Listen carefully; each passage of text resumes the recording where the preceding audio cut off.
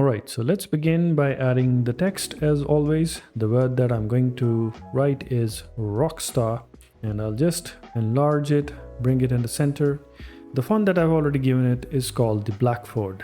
And here we are in the appearance panel once again. The appearance panel, if you're new, most of the time it's docked here, and the icon is a small circle. But when I work with text, I usually take out the appearance panel and dock it here because we work with a lot of colors layers. So let's just set its fill to none from here on the left and add it again in the fill on the right. So I'm going to apply a gradient to it, and the color that I would choose would be this bright yellow and the bright red that's already there in the swatches panel, as you would notice me as I do it. And at the same time, I will also change the gradient to the vertical. So I'll open this edit window, and on the left I'll put red, on the right turn the black into yellow.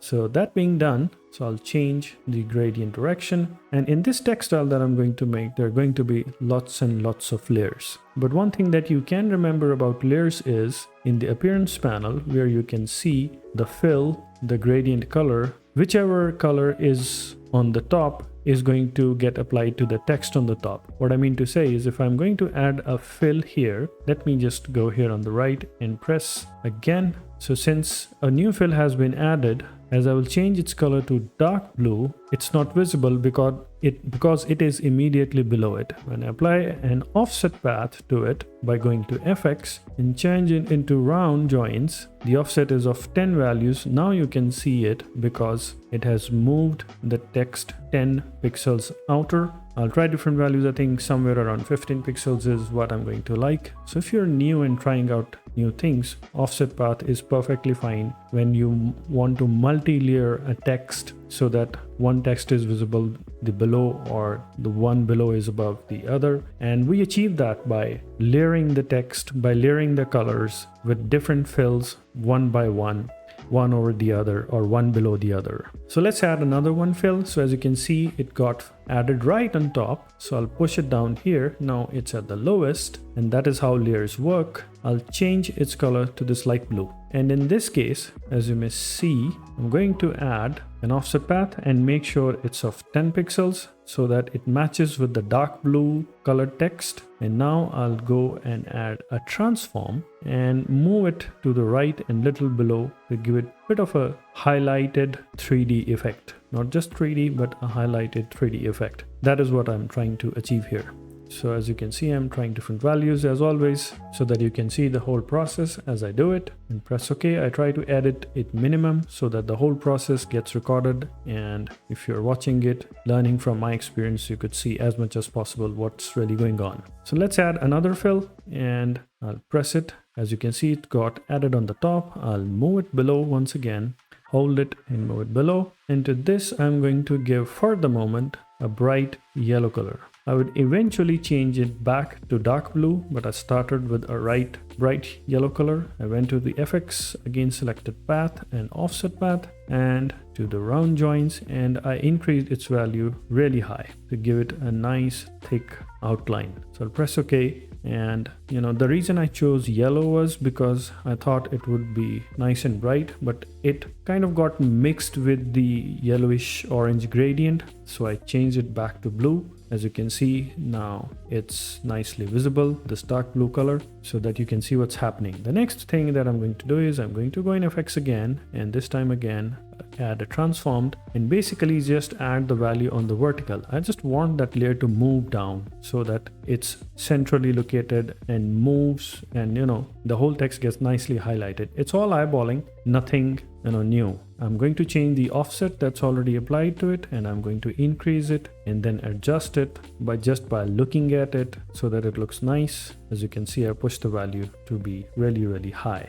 All right, so what's next? I'm going to go back to the light blue fill that's right in the middle, and I'm going to change its offset path and transform both of them. I'll start with the offset path and kind of increase its value because I want it to have a bigger highlight. Then as you may see, I've moved to transform. I'm reducing the value on the vertical scale so that the highlight is kind of centrally just behind it. Once that is done, at this point I was kind of getting the feeling that I'm getting closer to what I want to have, but still it kind of lacked some sort of punch that I wanted it to have. So I thought I would give it a brighter highlight. So I'll add one more layer of fill, and since it's going to be on the lowest, I'll push it down. And at first I thought I would give it a bright color like red, but I kind of felt it might not be the right thing to do. So I then changed it to, switched it to yellow. Once that is done, I'll go to FX and add path and offset path, and I will really increase its value until the path gets pushed and pushed on the outside and begins to get visible. As you can see, it's right on top.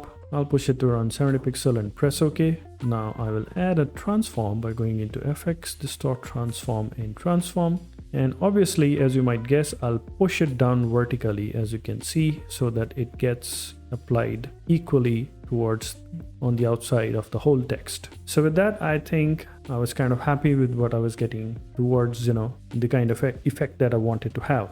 All that I'm doing right now is I'm making few adjustment and tweaks to the transform to the light blue color the way I wanted, so that it would give me a balanced, nice feeling. As you can see, I'm kind of making few adjustments, sometimes push to the right, push to the left, and I am happy kind of here with this. Now let's just add a nice background. So since it's let's press here, press M, and then draw a rectangle like this, give it a different color and push it below by pressing Ctrl Shift and right bracket. At first I thought black would be the nicest color because of the yellow outline, but then I kind of settled here, this dark grayish. It had this matte finish and kind of this grayish look that I really liked. And the final thing that all I have to do now is to add stars. For that, I'll go here, press on the little icon here and choose the star tool.